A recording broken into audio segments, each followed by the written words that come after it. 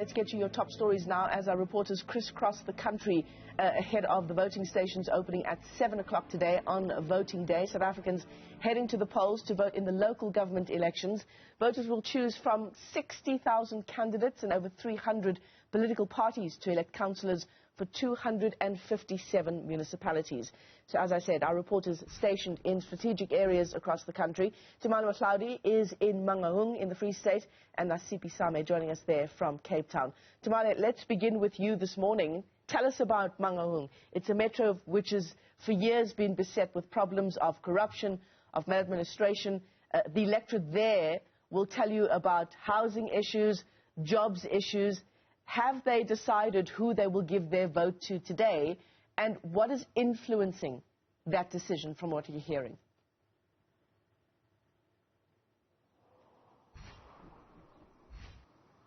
A very good morning, Michelle. Well, what is influencing the decision is certainly the issue of service delivery. As you've mentioned in your intro, the Mangaung municipality itself and the metro is beset with problems. One only has to go to areas, such as Tumaole to see that over the years, residents have not received their fair share of service delivery as mandated by the council. And this would include issues of sewage and as well as, housing and electricity. When it comes to sewage, it's a sad case, Michelle, because residents are still using the bucket system, something they say that the council itself has budgets to have eradicated, but due to maladministration and, of course, corruption, they say that those particular issues have not been taken care of. And they're saying that they're certainly going to make their mark today, and when they make their mark, they are hopeful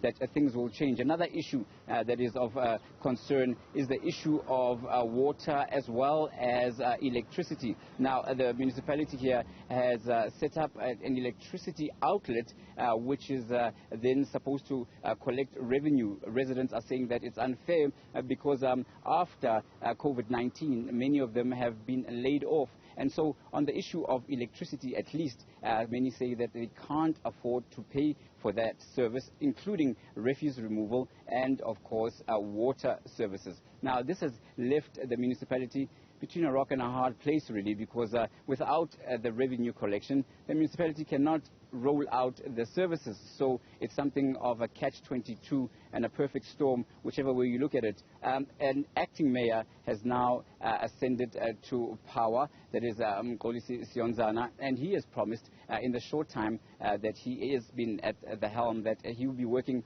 to turn things around. Many critics are saying that, of course, he was part of the old administration, which saw the municipality being placed under administration and having numerous problems, including financial woes. And they are saying that what will he do differently? But he says that it's time for a new day. So these are some of the challenges that are facing the areas around the metro. And with the metro itself, there's also the issue of the delay of the launch of the metro police. And again, it's issues of due processes are not being followed. So voters are very much aware of this, and they want to make their mark, and this is what will influence them.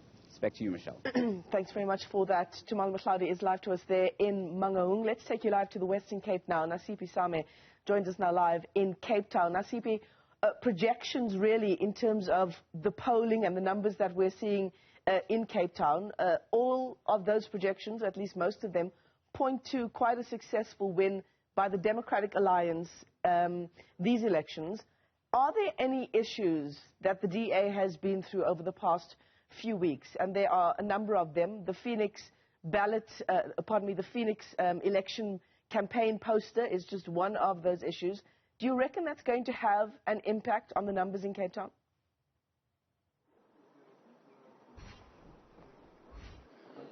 Well, Michelle, that is just one of the issues on the table that could see the numbers of the Democratic Alliance possibly decreasing.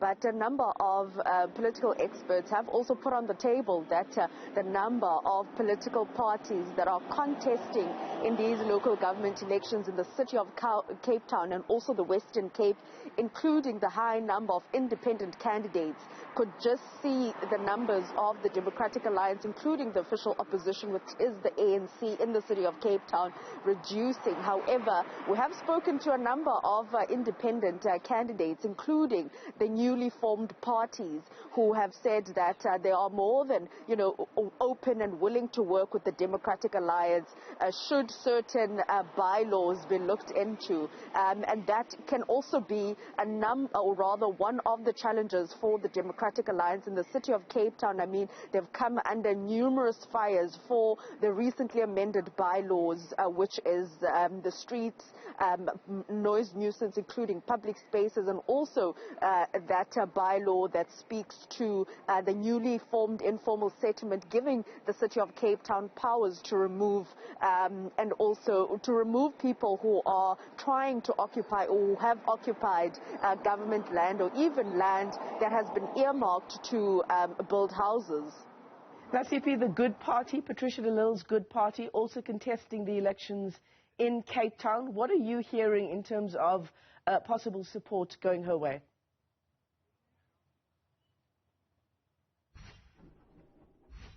Well, I mean, Patricia de Lille, who's the leader of the Good Party, has been in the political scene for quite a long time, even, forming her own party a number of years ago, the ID. So she's had quite a large following, even joining the Democratic Alliance and being the mayor of the city of Cape Town before she was ousted, and now forming her own party. She's had quite a significant following, and a number of people that actually crossed over from the ID to the Democratic Alliance with her have moved from the Democratic Alliance to Good Party. So she has also been doing quite a number of appearances, crisscrossing a number of communities, including the mayoral candidate, who is basically visiting all the informal settlements. We know the challenges that is faced by a number of disadvantaged communities in the city of Cape Town, issues such as houses.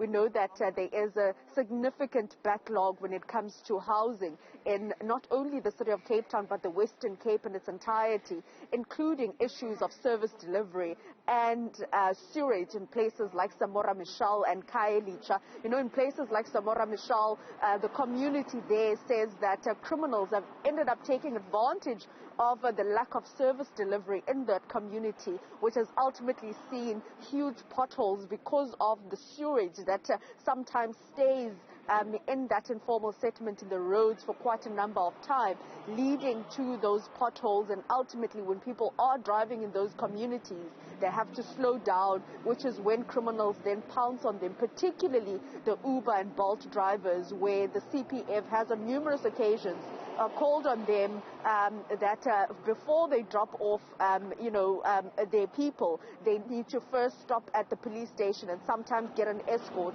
So a number of issues, plaguing the disadvantaged communities in Cape Town that could ultimately be one of the reasons why we could see a number declining for the Democratic Alliance or even increasing.